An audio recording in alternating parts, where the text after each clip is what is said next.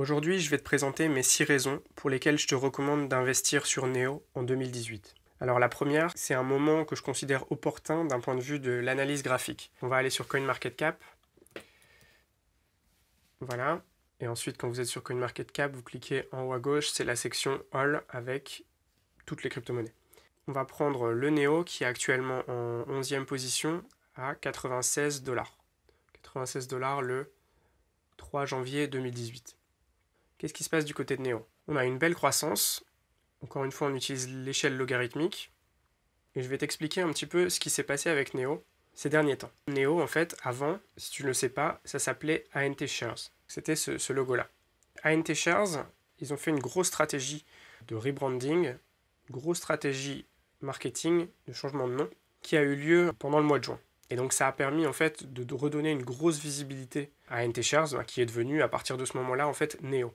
Donc le fait que ça soit devenu Neo, que ce soit davantage visible à l'échelle internationale, ça a fait monter le cours énormément. Donc une première fois. Et ensuite on a eu une seconde augmentation qui était un peu excessive. Alors pour mieux visualiser, je vais utiliser un autre outil qui s'appelle TradingView. J'ai déjà ouvert ici.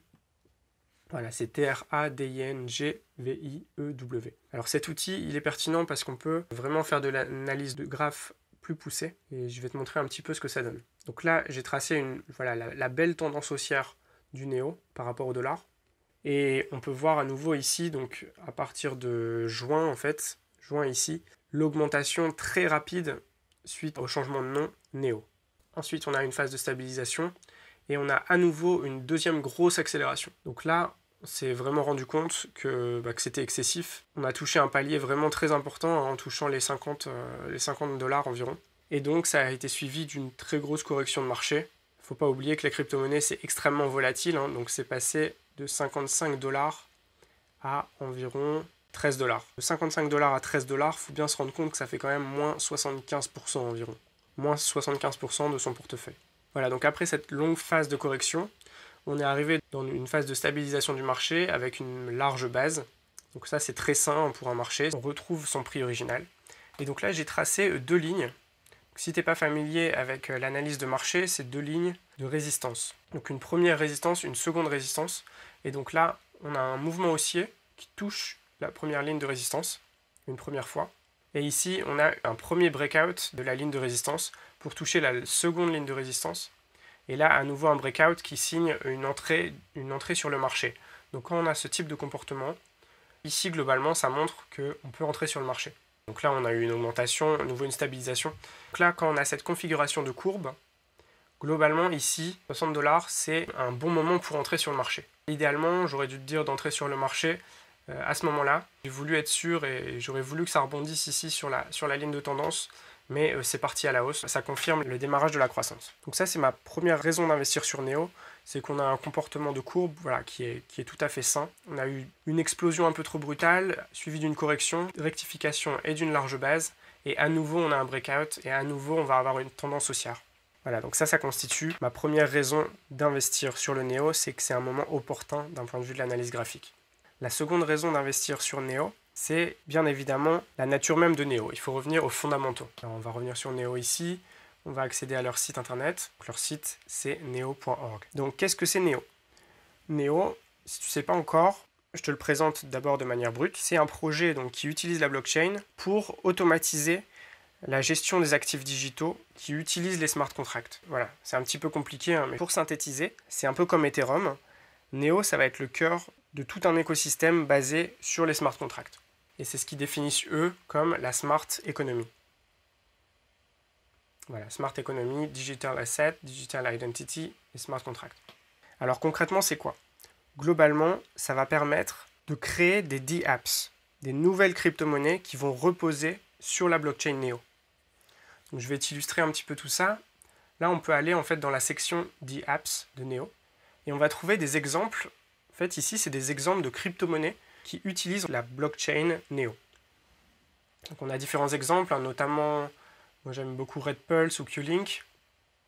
On a différents exemples et on va en avoir de plus en plus. Les dApps, c'est des applications décentralisées qui sont permises grâce au smart contract. Donc si tu n'as toujours pas compris, je vais te donner des exemples pour que vraiment tu puisses conceptualiser tout ça. Je vais te donner un exemple très concret. Il y a 20 ans environ, on a eu l'essor énorme des sites internet. Il y a 10 ans, on a eu l'essor des applications mobiles. Et aujourd'hui, on peut considérer qu'on va arriver à l'essor des D-apps. Les D-apps, c'est un peu comme les apps mobiles il y a 10 ans. En gros, Ethereum et Neo, c'est un peu comme le Play Store d'Android ou l'App Store d'Apple. Voilà, j'espère que ça t'aide à te représenter les choses. Ethereum et Neo vont permettre en fait l'émergence de centaines d'applications et leur but, ça va être de les formater pour qu'elles aient vraiment une configuration commune. Voilà, donc ça c'est un point extrêmement important de Neo et j'espère que ce petit exemple t'a permis de mieux comprendre ce qu'est Neo. Donc maintenant on va passer à la troisième raison pour laquelle je te conseille d'investir sur Neo, c'est que c'est une crypto-monnaie qui est chinoise. Alors encore une fois, ça ne se suffit pas à soi-même. Ça n'est pas suffisant. C'est pas juste parce que c'est chinois qu'il faut investir. Mais je vais t'expliquer un petit peu plus. Globalement, en Chine, on a eu ces dernières années un essor, une augmentation considérable de la classe moyenne et donc des capacités d'investissement. De l'autre côté, on a eu le gouvernement qui est toujours aussi présent sur la vie des Chinois, qui a décidé l'interdiction des ICO en Chine. Donc voilà, donc on a d'un côté des possibilités d'investissement et de l'autre côté, elles sont un peu réfrénées par le gouvernement chinois. Ce qui fait qu'il y a beaucoup de projets, beaucoup d'équipes de crypto-monnaies qui étaient en Chine et qui se sont déplacées à Hong Kong, sachant que Hong Kong a un statut indépendant et n'est pas soumis à ces interdictions. En conclusion, on a une congestion, on a une concentration des capitaux, et on a donc beaucoup d'argent du côté des Chinois, mais qui est très limité. Ils ne peuvent pas vraiment exprimer ce potentiel financier d'investissement. Ce qui fait que ça conduit à une très forte concentration des capitaux. Comme les crypto-monnaies chinoises ont beaucoup de difficultés à se développer en Chine, quand on a des crypto-monnaies chinoises qui se développent hors de Chine, elles ont une concentration de la visibilité et une concentration des capitaux. Ce qui fait qu'il y a plus de chances qu'une crypto-monnaie chinoise décolle. Voilà, alors c'est le cas notamment de Neo, mais également de Tron, TRX, qui est également une crypto-monnaie chinoise et qui risque d'attirer énormément l'attention ces prochaines années. Alors maintenant, je vais passer à la quatrième raison pour laquelle je te conseille d'investir, c'est que Neo est en Proof of Stake. Le Proof of Stake, je ne vais pas m'éterniser là-dessus. En gros, il y a deux paradigmes pour l'instant. Il y a le Proof of Work ou le Proof of Stake. Et c'est la première grosse crypto-monnaie à être en Proof of Stake. Alors ça, globalement, tu vas me dire, c'est quoi mon intérêt? C'est trop technique, je m'en fous. Non, en fait, le Proof of Stake, ça va te permettre de générer un revenu passif. Je ne vais pas t'expliquer ça maintenant parce que ça mérite une vidéo en entier, mais je vais te faire une vidéo très prochainement à ce sujet.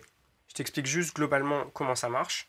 Neo va générer ce qu'on appelle le gas. Peut-être que tu as déjà vu cette crypto-monnaie.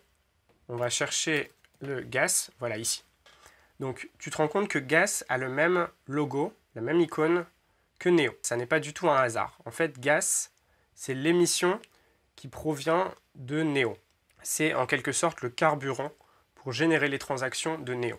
Voilà, donc c'est un petit peu compliqué, mais vraiment, je te recommande de voir ma prochaine vidéo à ce sujet-là, parce que si tu ne connais pas le Proof of Stake, ça va très probablement t'intéresser. Comment ça générer du gas? Qu'est-ce que ça veut dire? Tu peux aller sur le site Neo2Gas, neotogas.com, ce qui va te permettre de calculer en fait combien de gaz tu vas générer. Si par exemple tu as acheté un Neo, tu calcules, et en fait ici on va avoir l'équivalent de dividendes, comme si tu avais des actions, qui fait que tu vas gagner au minimum 4% par an sans rien faire. Donc tout ça je vais te l'expliquer très prochainement. Alors la cinquième raison pour laquelle je te recommande d'investir sur Neo, ça part d'abord d'un des rares inconvénients de Neo. Voilà, il faut savoir que Neo, l'un de ses rares inconvénients, c'est d'être indivisible à l'envoi.